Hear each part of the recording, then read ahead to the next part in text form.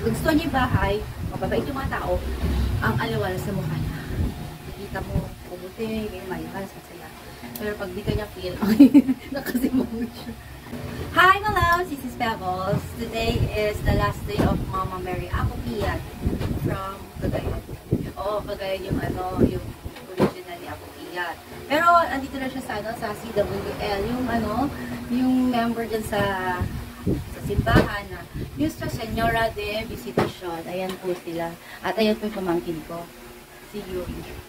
Ayan. Ngayon, ang last day niya kasi kukunin na siya maya-maya. Habang naantay natin sila, kwento kami. Kwento tayo.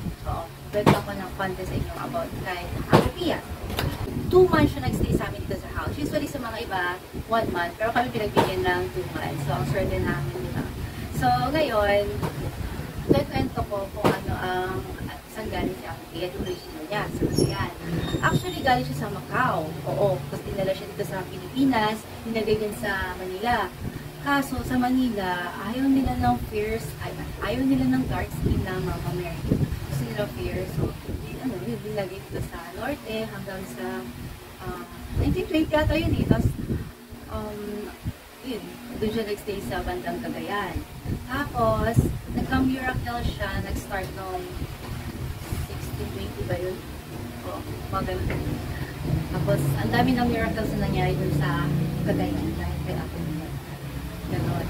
So, aside dun sa mga, marami ng miracles na nangyari doon, sa loob ng 2 months, nagkaroon din ng miracle dito sa ating house. Wala. First, mga katatay, like this one, nakikita niyo itong larawan na ito? Apopiyat. Yan. Pinit ng mami ko na blurred, kasi blurred. Ngayon, makita nyo, mapakita ko sa inyo. Ang super clear naman na niya. Nagulat kami. Yan, nagulat kami. Diba? Bihira ka lang makita ng ganyang ka-clear na image. So, pina-frame ni Mami para i-display at makita rin na iba. Sinabi rin namin kay Ma'am Nita. Sa TGT, taga TGT si Ma'am Nita, yung nag-handle kay Mama Mary. Mama Mary. Taga TGT siya. Tapos nagulat din siya nung pinakita ko yung larawan. Nagulat siya, miracle. Another miracle is yung kami ng magsingal. Magsingal. Hindi, ako. Tapos, biglang, di ba meron ka nun? Meron yung yung papunta kami magsingal, biglang may tricycle na nag-overtake. As in, alam mo, nakita ko kasi sa harap na namin. So, sumigaw talaga ako. Ako yung pinakamalakas. Ako yung sumigaw. O, pati aso niya sigaw. Yung sumigaw ko. As in, alam mo yung tricycle, gumanon, biglang gumanon, lumipad. Yung di makalain na, as in, akala ko baba pala talaga. Yun. Tapos before that, may sign naman nakita, mga feathers ang dami nakakalat sa kalsada. Nagulat ko sa ito. Dami naman, hindi naman akala ko yung pinya na nagulo yung mga petals, pero hindi, as in makikita mo na-fly sila pag may glass sa class. Ang dami kami. So, isa pa lang sign yan, bago na yan. Kumbaga, guided kami. And then, the third, yung sasakyan namin, naman, nawalan ng clutch. As in, like, parang nakarating namin sa bahay. Siguro, parang, buti na lang nakarating kami ng bahay. Nandiyan na kami sa harap. Tapos, na ni Daddy, papark na sa loob ng sasakyan. Nawalan ng clutch.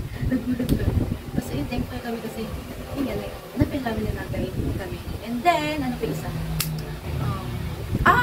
Hindi ko lang kung coincidence. Kasi, alam mo yung bubong ko, diba?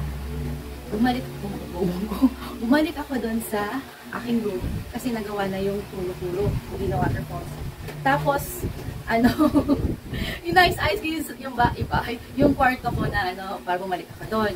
Then, after ko na-vlog na natapos ayusin yung kwarto ko, kinagabihan, umulan naman lakas, tumulo na, alam mo, naiiyak na ako kasi may tulog. Tapos, gamaya, pagtingin ko, dalawa na yung tulog. Tapos, yun, wala akong magawa. Sabi ko, kailangan ko ng sayo. And then, kinabukasan, after 2 days ata, umulan na naman. Tapos, nagtaka ko sa, bakit po nawala yung tulog? Nawala yung tulog, as in. Tapos, nagulit ako siguro, another sign na naman yung mga nagkamera. Kasi, talagang lalala naman ulit yun, di ba? Pag isang tulog, marami, dalawas. Grabe na. Nawala. Tapos kahit umulan ng malakas, nawala. Kaya, ayun, thankful ako kay Ako Piat kasi yun nga, binay niya kami.